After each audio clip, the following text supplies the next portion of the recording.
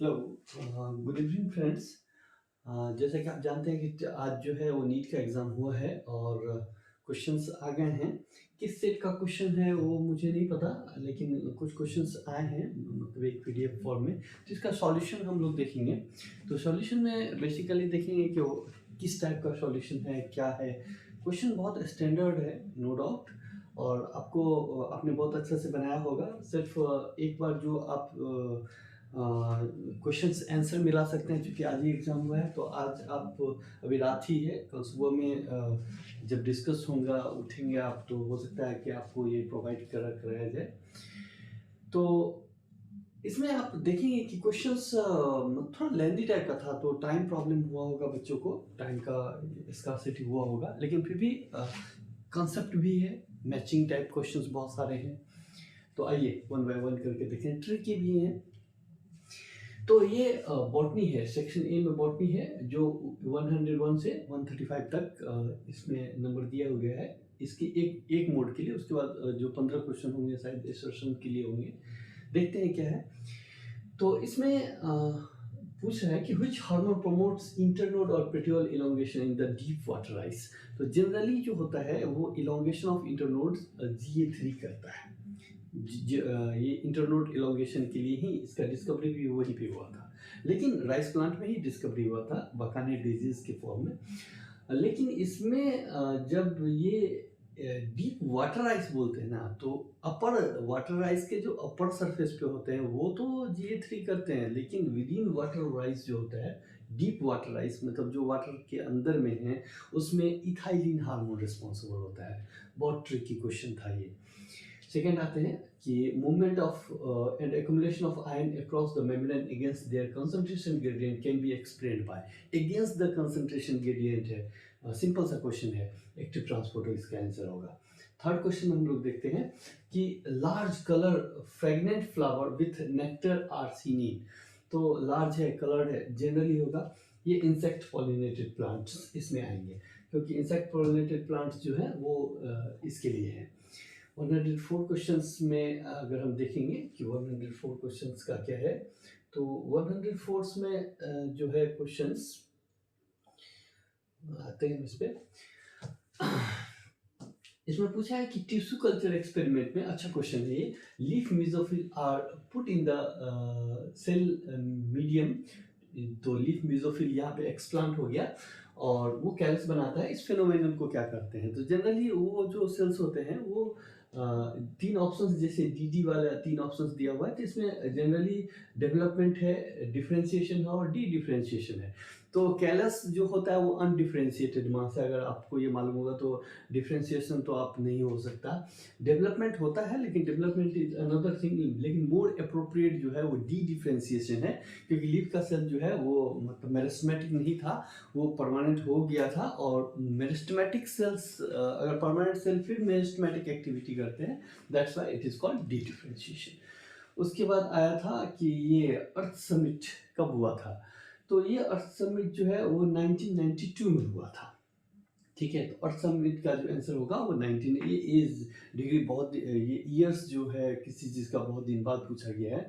तो देखिए ईयर्स भी पूछते हैं, तो जो जूनियर्स होंगे वो इस सब ईयर्स पे थोड़ा ध्यान देंगे, जो इंपॉर्टेंट ईयर्स हैं उनको आप जरूर ध्यान रखेंगे। उसके बाद है कि प्यूरिफिकेशन प्रोसेस जो है RNA DNA इसका, during the purification process for recombinant DNA technology, addition of chilled ethanol. अच्छा, तो रिकॉम्बिनेंट DNA टेक्नोलॉजी का में एक जेल इलेक्ट्रोफोरेसिस में हम लोग DNA सेपरेट करते हैं, उसके बाद उसको स्टेन किया जाता है इथिलियम ब्रोमाइड से, उसके बाद उसको पुल करते हैं DNA को। तो एक्चुअली DNA को प्रेसिपिटेट कराने के लिए ही चिल्ड इथेनॉल का यूज किया जाता है। तो इसका 106 का 1 हो जाएगा आंसर।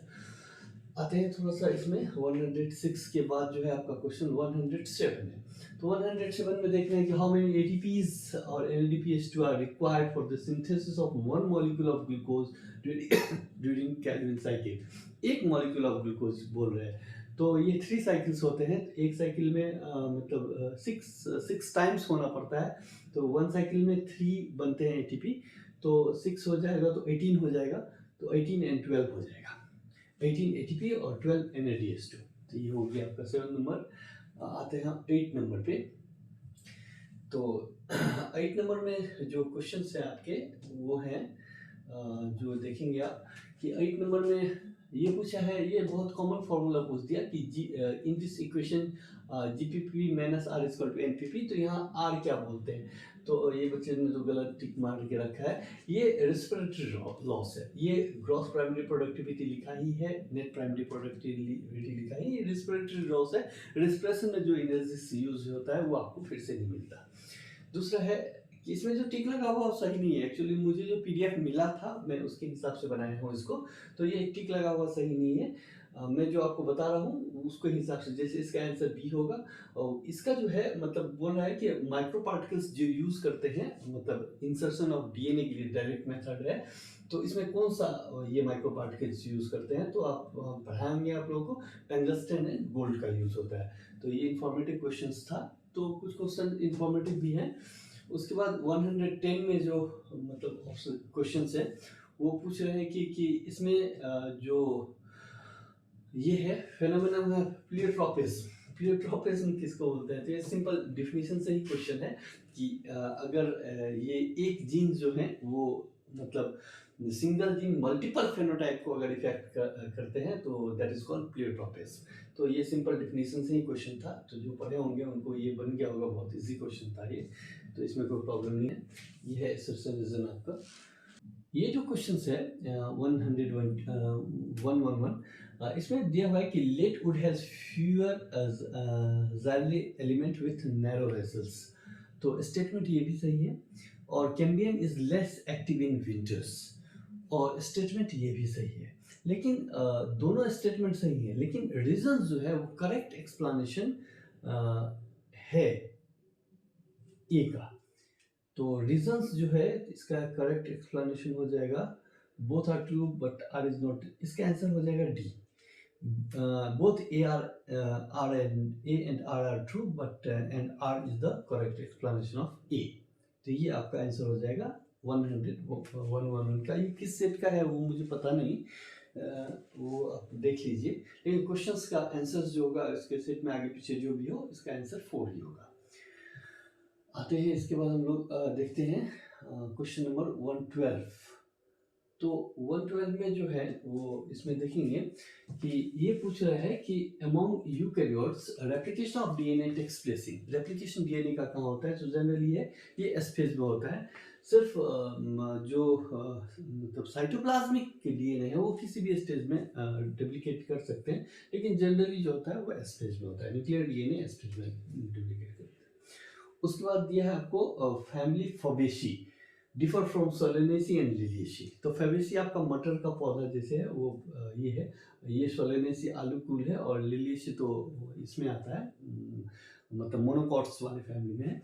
तो ये दोनों में डिफरेंस जो है वो ये बहुत बार पूछा हुआ है, 9+1 का अरेंजमेंट होता है इसमें, तो ये डायडेल्फोस होता है, ये सब डायडेल्फोस नहीं होता है, तो डायडेल्फोस का एक ही ऑप्शन है, आप अगर इससे भी मारना चाहेंगे तो इजीली मर जाएगा, तो ये जो है 4 नंबर इसका आंसर होगा।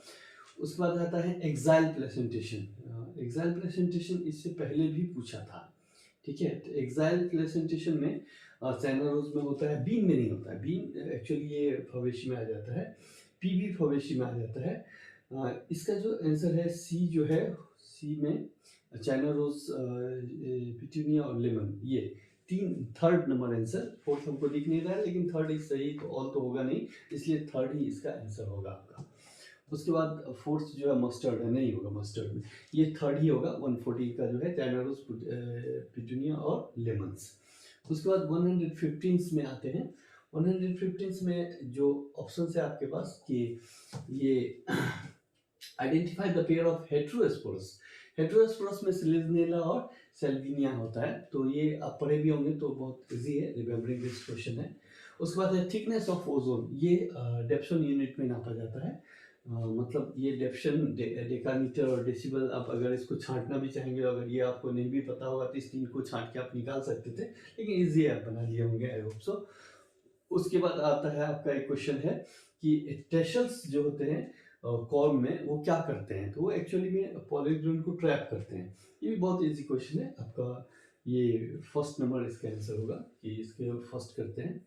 उसके बाद आते हैं हम लोग 118 में, 118 मैं आपको नहीं बता पाऊंगा क्योंकि ये आधा कट गया है, ठीक है, इसलिए 118 हम पढ़ ही नहीं पा रहे हैं कि क्या है, तो इसको हम 118 को छोड़ रहे हैं। यहाँ पे देखेंगे ये 119 भी यहाँ पे हैंड रखा हुआ था, तो ये डिटेक्शन नहीं हुआ मुझे। उसके बाद इसको आप पढ़ सकते हैं 120 को कि spring the following spring of which of the following hormones for juvenile conifers help extending the maturity period that leads early seed production। बहुत अच्छा क्वेश्चन है, बहुत ट्रिकी भी है। तो ये बोलता है कि कौन सा मतलब प्लांट हार्मोन है जो रोकता है, स्टेनिंग करता है मैच्योरिटी पीरियड को, किसमें, कॉनिफर्स में। इसका एग्जाम ये हो जाएगा, ये जिब्रेलिक एसिड, ये जो है वो जिब्रेलिक एसिड है, तो ये जिब्रेलिक एसिड में आ जाएंगे। तो 120 तक आप देखे हैं, आई होप अभी तक का क्वेश्चन बहुत भारी नहीं था।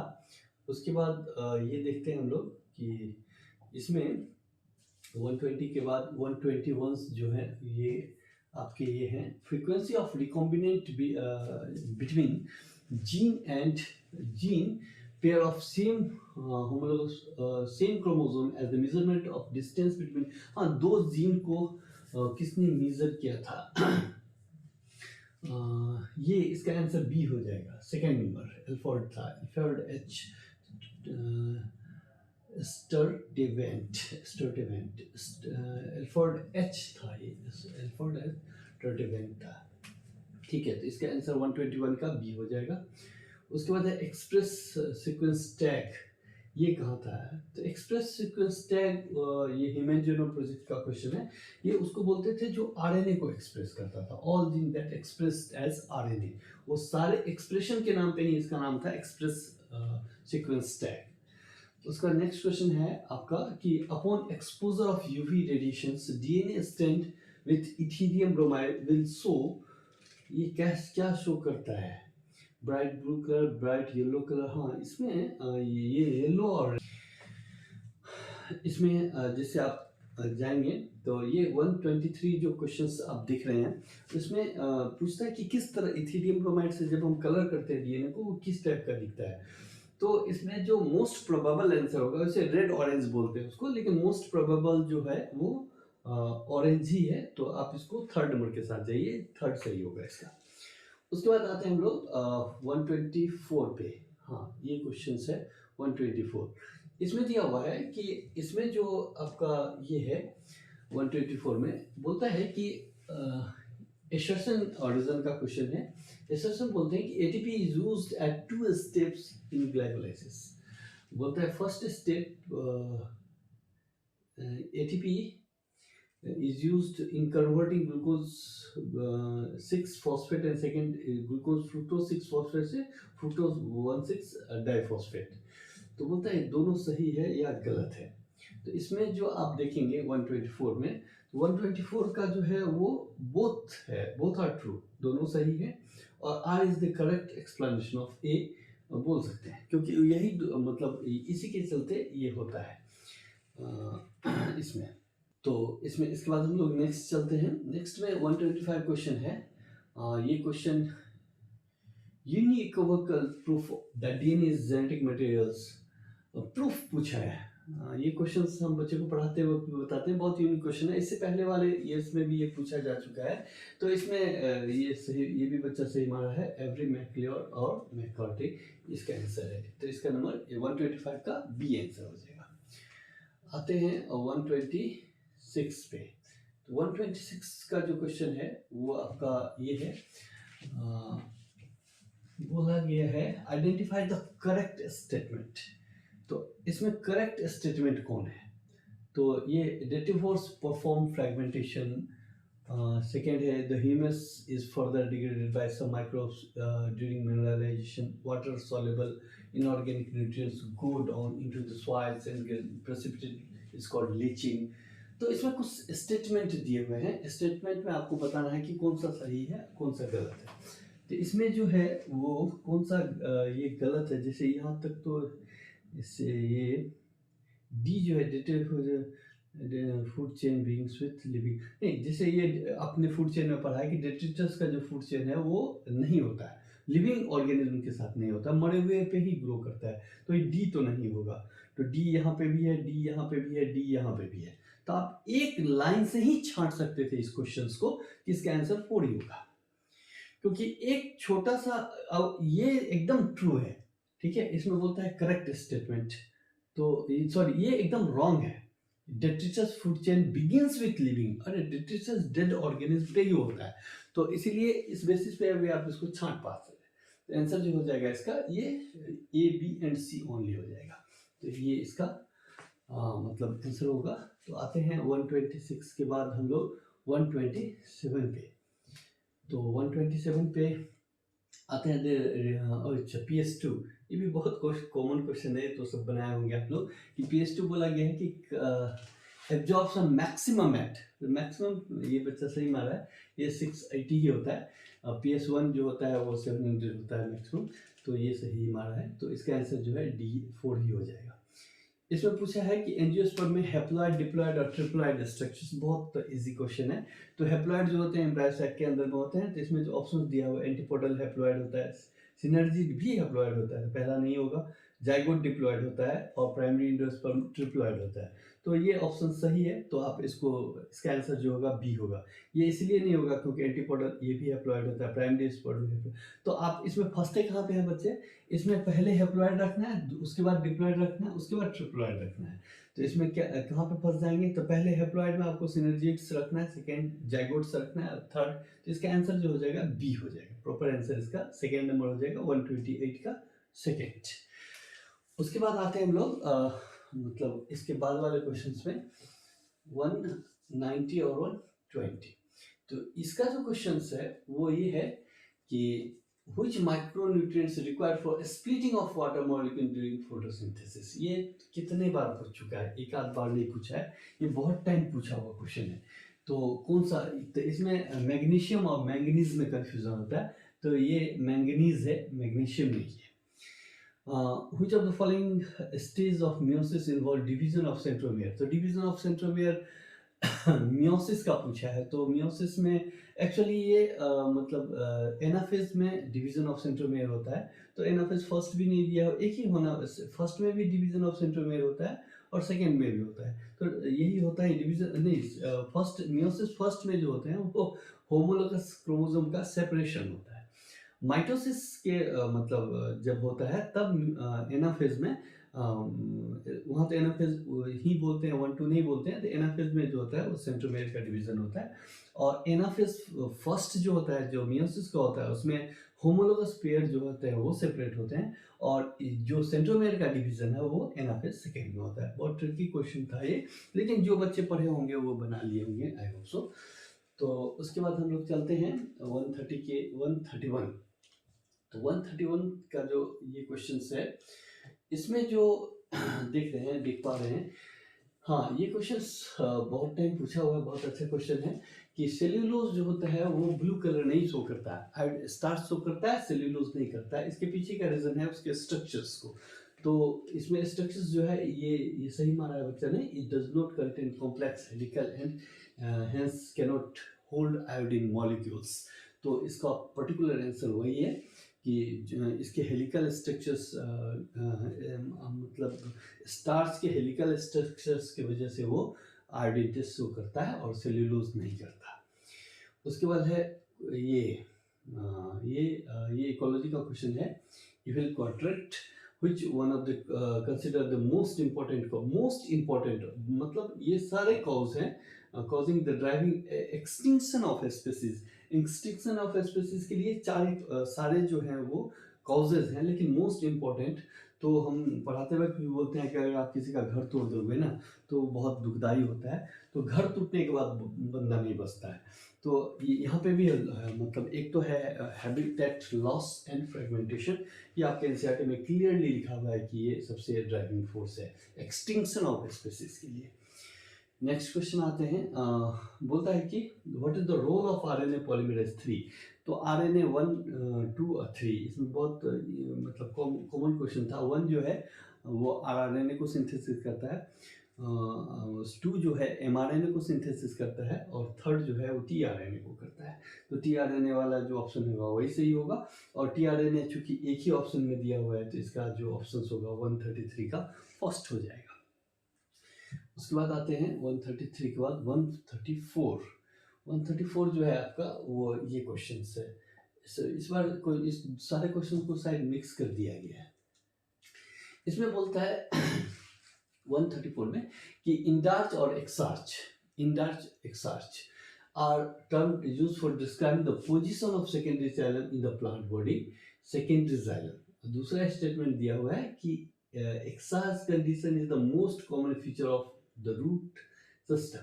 तो ये दो फीचर्स दिए हुए हैं आपको, इसमें आपको बताना है कि कौन सा सही है। तो एक तो मैं बता दूं कि ये पहला स्टेटमेंट ही सही नहीं है कि इंडार्च और एक्सार्च जो है सेकेंडरी जाइलम का है, ये स्टेटमेंट गलत है, सेकेंडरी जाइलम नहीं है ये। और सेकेंड जो है ये exarch condition is most common feature of root. हाँ, रूट का जो जाइलम होता है वो एक्सार्च जो होता है, सेकेंड सही है आपका। तो statement 1 is correct but incorrect and statement 2 is true. तो इसका आंसर जो होगा वो थर्ड नंबर हो जाएगा। क्लियर है? उसके बाद आते हैं हम लोग 135 में। पूछ रहा है कि the process of appearance of recombinant nodules. Recombinant nodules जो है वो कहाँ बनता है उसके पीछे में पूछ रहा है। तो ये पैचिटिन में बनता है। बंदे ने सही मारा है, या बंदी, लेकिन इन्होंने मारा है, ये ठीक है, उसका नहीं होता है। और इसके ये क्वेश्चन भी कट रहा है सर, उसका क्या है, बोलता है given the two statement one is,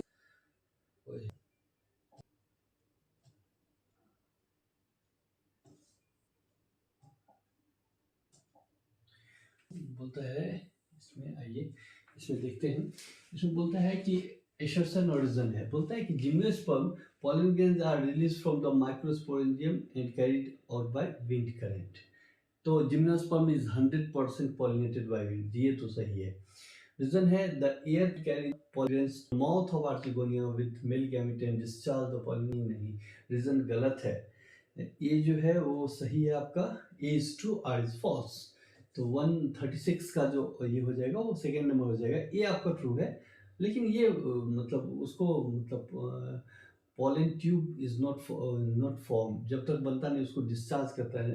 नहीं, ऐसा डिस्चार्जिंग नहीं, वो खुद लेके जाता है। तो इसका असर्शन जो है वो ट्रू है और रीजन जो है वो फॉल्स है। ठीक है, 136 हो गया। 137 पे चलते हैं हम लोग। बोलता है which of the following statement is not correct। ये भी कटा हुआ है, लेकिन देखते हैं। नॉट करेक्ट एक तो दिख रहा है कि नॉट करेक्ट में हम लोग थोड़ा सा देख लेते हैं, अगर होने वाला होगा तो इसको बनाएंगे। इसको हम थोड़ा हड़बड़ी में देखे भी नहीं है पूरा। which of the following statement is not correct। Not correct में ये है algal plumes caused by excess organic matter in water caused by excess organic in water improving water quality and promote fisheries। नहीं, ये जो algal plumes होते हैं वो organic matter के चलते होते हैं, लेकिन ये यहाँ अगर वाटर होगा तो ये वाटर के क्वालिटी को इम्प्रूव करने के लिए नहीं होते हैं या प्रमोट फिशरीज को लिए, ये पॉल्यूशन। दूसरा वाटर हाइसिंथ, ये तो शायद नहीं होगा, ये करेक्ट नहीं है। देखते हैं और क्या है। Water hyacinth grow abundantly eutrophic water bodies and leads to the imbalance in the ecosystem dynamic of the water, ये सही है। The amount of some toxic substances in the industrial waste water increases the organism as such, ये भी सही है। Fourth है the microorganism involves in होगा वहाँ पे biodegradation of organic matter in the sewage polluted water body consume lot of oxygen causing the death of, ये भी सही है। इसका मतलब यहाँ पे नोट लिखा हुआ है, इसका मतलब इसका आंसर 100% ए ही होगा। ठीक है, ये क्लियर है। उसके बाद आते हैं नेक्स्ट क्वेश्चन में।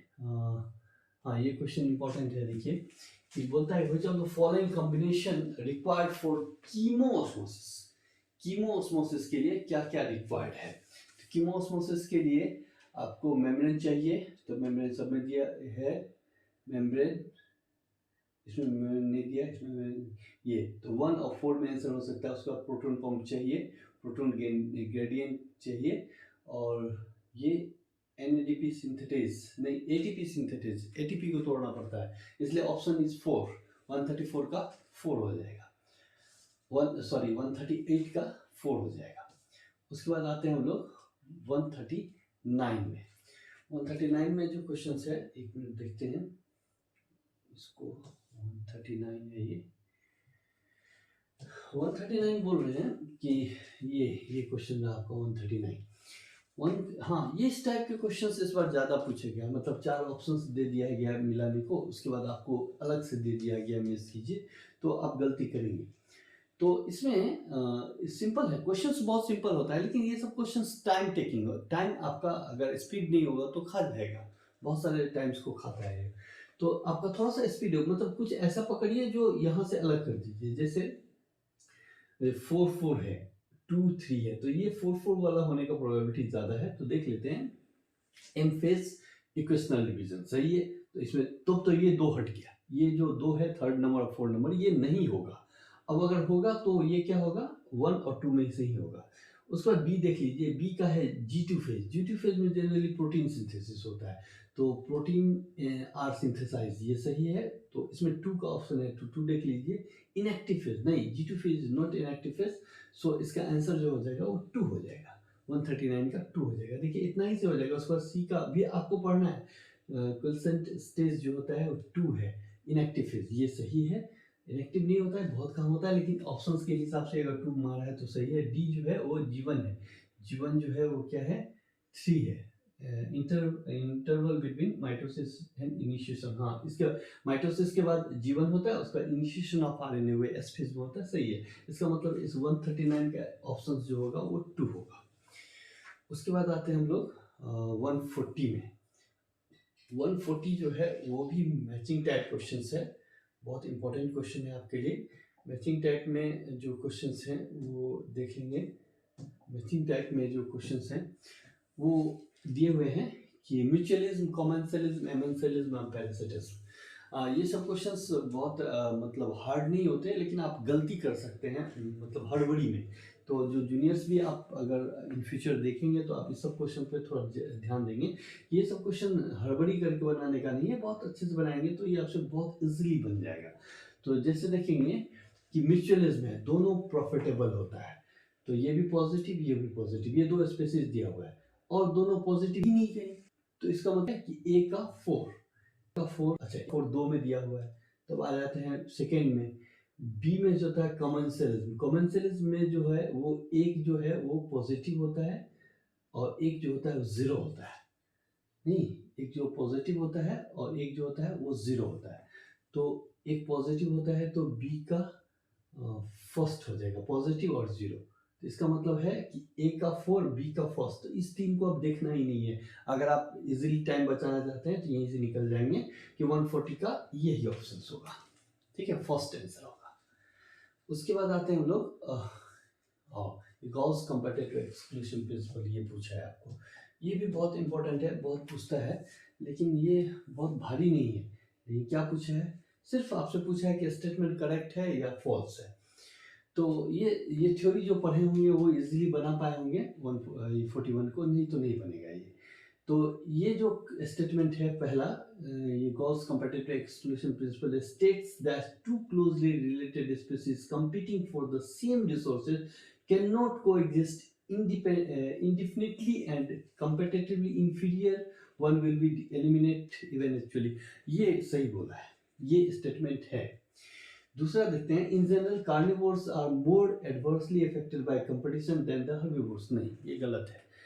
हर्बिवोर्स के साथ जब कंपटीशन होता है वो मतलब ये स्टेटमेंट कार्निवोर्स जो होता है वो ज़्यादा होता है, ऐसा नहीं है। वो अपने अपने में मतलब इक्वली ही है, करीब करीब, ज़्यादा कम नहीं है। हाँ, जब कार्निवोर्स हर्बिवोर्स है तब तो कार्निवोर्स हर्बिवोर्स ज़्यादा इफेक्टेड होता है।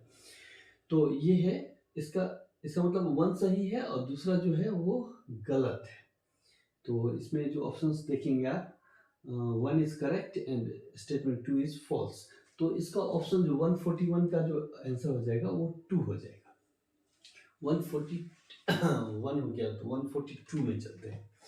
142 जो है आपका, ये क्वेश्चंस ये भी मैचिंग टाइप है, मतलब जिन बच्चों ने जिन बच्चों का टाइम मैनेजमेंट अच्छा नहीं होगा उनके लिए बहुत बड़ा प्रॉब्लम उनको दिख रहा है, क्योंकि हर एक क्वेश्चंस, पहले ये क्वेश्चंस कम आते थे, अभी इस टाइप के क्वेश्चंस का जो वैल्यू है वो बढ़ गया है। इसमें क्या होता था कि पहले तो आप इसको मैच कीजिए, उसके बाद इसको मैच कीजिए, तो टाइम जो है स्पीड होना पड़ेगा, नहीं तो बायोलॉजी तो लेके डूबता ही है। देखिए इसमें, जैसे इसमें पूछा है कि ये क्वेश्चंस बहुत टाइम पूछ चुके हैं इस टाइप के, ये प्लांट न्यूट्रिशन का क्वेश्चंस है, तो इस टाइप के क्वेश्चन बहुत बार पूछे गए हैं। तो इसमें जैसे जिंक, जिंक है सिंथेसिस ऑफ ऑक्सीजन करता है, ठीक है। तो अब देखिए, अगर ये कितना बार पूछा गया है कि जिंक जो है सिंथेसिस ऑफ ऑक्सीजन के लिए रिस्पॉन्सिबल है, तो अगर आप देखेंगे तो बी का एक ही है, ठीक है। तो बी का अगर 1 है, सही है, और कोई बी में 1 है ही नहीं, तो इसका मतलब है कि 142 का जो आंसर है वो 2 ही होगा। लेकिन आप बनाते वक्त अपने हिसाब से चेक कर सकते हैं, ए का 3 है कि नहीं, एक्टिवेटर और कैटलिस्ट है। एक टेबल दिया हुआ था, ये मतलब बहुत बार पूछता है एंजाइम एक्टिविटी में, एंजाइम्स में भी पढ़ना होता है आपको, एंजाइम्स में भी पढ़ाते हैं। मोलिब्डेनम भी पूछा हुआ है, मोलिब्डेनम जो है नाइट्रेट रिएक्टेंस के लिए होता है, डी का 2। ये क्वेश्चंस भी एनसीईआरटी नीट ने कितना बार पूछा है, अभी जोड़ दिया है सबको एक साथ और कुछ नहीं किया है, लेकिन है बहुत सिंपल क्वेश्चन जिसको एक लाइन में आंसर मिलना है, तो इसका आंसर हो जाएगा 142 का सेकंड नंबर। आते हैं 143। 143 जो है आपका, ये भी है, ये जो ऑप्शंस है इसमें दिया हुआ है कि which are the following statement correct about Klinefelter syndrome, ये मैंने आपको बहुत अच्छे से पढ़ाया था। ये जो है वो फर्स्ट डिस्कवर डाउन, नहीं डाउन तो डाउन सिंड्रोम को किए थे, तो ये तो गलत हो जाएगा। करेक्ट बोल रहा है कि कौन सा स्टेट, तो ए तो नहीं होगा, तो ए इसमें है और ए इसमें है, ये दोनों ऑप्शन नहीं होंगे। उसके बाद है बी में है इंडिविजुअल ओवरऑल। हाँ, मतलब मैंने आपको बताया था कि टॉम क्रूज भी जो है उनको भी क्लिनफेल्टर सिंड्रोम है, मैंने एग्जांपल में भी आप लोगों को बताया था, आपके स्लाइड्स में भी बताया था। तो ये डेवलप होता है, मसल्स बहुत डेवलप होते हैं, इफेक्टिव शॉर्ट स्टेसिस, ये जो है वो गलत है। उसके बाद ये वेल डेवलप्ड स्ट्रक्चर होता है इनका, फिजिकल मेंटल डेवलपमेंट, ये भी गलत है। स्टेराइल होता है, ये सही है। मतलब एक तो आपका मतलब बीन क्या पूछ रहा है इसमें, हो जाए तो फॉलोइंग स्टेटमेंट करेक्ट, करेक्ट होगा तो ई करेक्ट है, ये आपके पास इसके साथ है, और ये बी सही है, हाँ बी और ई करेक्ट है। इसका मतलब है 2 नंबर, ये बच्चे ने गलती कर दिया है, ये ऑप्शंस जो है यहाँ पे टिक भी मारा है, पता नहीं सही भी बनाया होगा। ये ऑप्शंस जो है वो, इसका जो आंसर है 143 का वो बी हो जाएगा, 143 का आंसर जो है वो बी है, मतलब बी और ई होगा इसका आंसर। इस टाइप के क्वेश्चंस का नंबर जो है वो बढ़ा है बहुत ज़्यादा, तो मतलब हमको लगता है कि बहुत बच्चे कंफ्यूज ना किए हों। उसके बाद आते हैं 144 में। 144 भी बहुत इम्पोर्टेंट लंबा चौड़ा क्वेश्चन है, देखते हैं। बोलता है करेक्ट स्टेटमेंट बताने के लिए, और नीचे में ये फिर दे दिया आपके पास 4। तो लेंटिल्स आर लेंसेप्ट, सही बताया है, एक्सचेंज ऑफ गैसेस के लिए होता है। Bark form decision called hard bark, नहीं हार्ड बार्क नहीं होता है। बार्क की technique refers to tissue exterior to vascular cambium, periderm secondary for florism single layer thickness, नहीं। हाँ, बहुत ये मतलब ये कॉम्प्लेक्सिटी ऑफ क्वेश्चंस है बहुत, मतलब आपको पूरा, अगर एनाटॉमी के लास्ट सेकेंडरी ग्रोथ पे कमांड नहीं होगा तो ये बनाना थोड़ा सा मुश्किल होगा आपके लिए। तो ये 144 है, और इसमें जो बोल रहा है कि करेक्ट, तो ए तो करेक्ट है, उसके बाद जो करेक्ट है वो डी है। अब हमको जहाँ तक याद है कि दोनों क्वेश्चन अलग अलग टाइम में सीबीएसई ने पूछा है, तो ये आंसर जो हो जाएगा ए एंड डी। तो 144 जो है इसका आंसर हो जाएगा ए एंड डी, ए भी सही है और डी भी सही है, बाकी जो है वो गलत है, ठीक है। अब इसके साथ ए है, तो अब इसमें कंफ्यूज मत कीजिएगा, आप लोग सीबीएसई में बैठे हैं, लेकिन बाकी गलत है, ए सही है लेकिन डी गलत है, डी भी सही, बी गलत है। बी जो हार्ड वर्क, बार्क का कोई वर्ड ही नहीं है, हार्ड वर्क बार्क, तो इसमें थोड़ा सा देखना पड़ेगा आप लोगों को। How many proteins, different proteins 80, different proteins जो होते हैं 80 होते हैं ये राइबोसोम में, कंसिस्ट ऑफ, तो ये हो जाएगा 4, 80 नंबर। उसके बाद है malonate inhibit the growth of pathogenic bacteria by inhibiting the activity of succinic dehydrogenase. इसका आंसर 4 हो जाएगा। ये सब सिंपल रिमेम्बरिंग वाला क्वेश्चन था, आप पढ़े होंगे अच्छे से तो ये पता होगा आपको। उसके बाद आते हैं लेंदी क्वेश्चंस में, cohesion, adhesion, surface tension, guttation. Guttation तो कितना बार पूछा है, डी का क्या होगा, लॉस ऑफ वाटर, डी का 3। तो देखिए डी का 3 2 आप छांट लीजिए, तो इसमें से आंसर जो होगा 147 का ये यही होगा। अब इसमें देखना है सी का, देख लीजिए सरफेस टेंशन, सी का 4, attraction towards the polar surface नहीं, और सी का 4 नहीं हुआ तो 1, मोर अट्रैक्शन, हाँ ये होगा। तो आंसर हो जाएगा आपका 4 नंबर, 147 का 4 हो जाएगा। तो ऐसे ही आप छांट के बनाएंगे तो थोड़ा टाइम बचत होगा, नहीं तो बहुत तो मुश्किल लग रहा है हमको, अगर आप टाइम नहीं बचा पाएंगे तो। 148 का जो ये है, इसमें आप देखेंगे बोला गया है कि मैच करने के लिए, और दो वर्ड आपको पता है, ऑक्सीडेटिव डिकार्बोजाइलेशन, ऑक्सीडेटिव फॉस्फोराइलेशन। तो इसमें जो है फंसेंगे नहीं आप, 148 है आपका। इसमें जो है देख लीजिए ट्राइकार्बोजाइलिक एसिड, ग्लाइकोलाइसिस।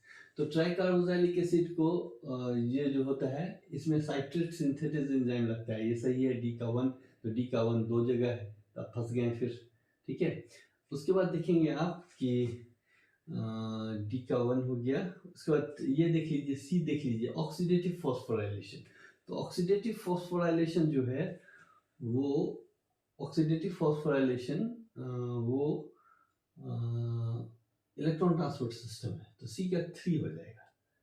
ऑक्सीडेटिव फॉस्फोराइलेशन जो होता है इलेक्ट्रॉन ट्रांसपोर्ट सिस्टम बोलते हैं, तो सी का 3, तो डी का 1 सी का 3, इसका मतलब इसका आंसर होगा 3। अब मिला लीजिए आप, ए का 2 पायरुवेट डिहाइड्रो, ऑक्सीडेटिव डिकार्बोलाइजेशन सही है, ये सही है। अब बी का ग्लाइकोलाइसिस का भी ईएमपी पाथवे बोलते हैं, ये भी आपका नाम से पूछा हुआ है, तो ये भी सही है। तो ऐसे भी छांट के बना सकते हैं।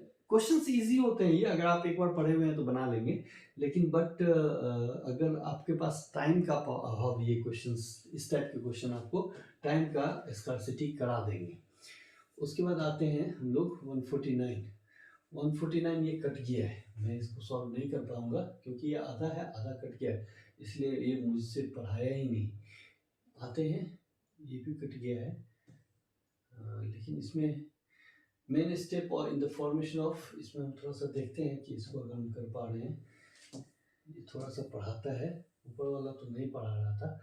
तो इसमें जो है वो है main step in the formation of recombinant DNA are given below, arrange the steps of, steps बोलता है कि फॉर्मेशन ऑफ रिकॉम्बिनेंट डीएनए का स्टेप्स क्या होगा, इसका मतलब नीचे में भी इसका स्टेप्स होगा। तो बोलता है इंसर्शन ऑफ डीएनए, नहीं पहले तो हम आइसोलेशन करते हैं, पहले तो isolation of desired DNA fragment, ये हम पहले करेंगे, तो सी सबसे पहले होगा। लेकिन इसके लिए तो कट गया है, हमको इसको थोड़ा सा ऊपर ले जाना पड़ता है उसको, लेकिन ये ऑप्शंस के बेसिस पे ही आपका आंसर होगा, तो इसको हम छोड़ रहे हैं, ये क्लियर नहीं हो पा रहा है, ये थोड़ा सा कट गया उधर, तो चूँकि हम इसमें क्लियर नहीं है तो इसको हम नहीं बनाएंगे अभी।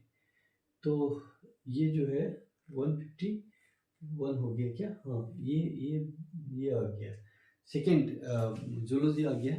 तो फर्स्ट में हम लोग इसका देखे हैं, हम सेकेंड वीडियोस में हम जूलॉजी का आपको दिखा रहे हैं।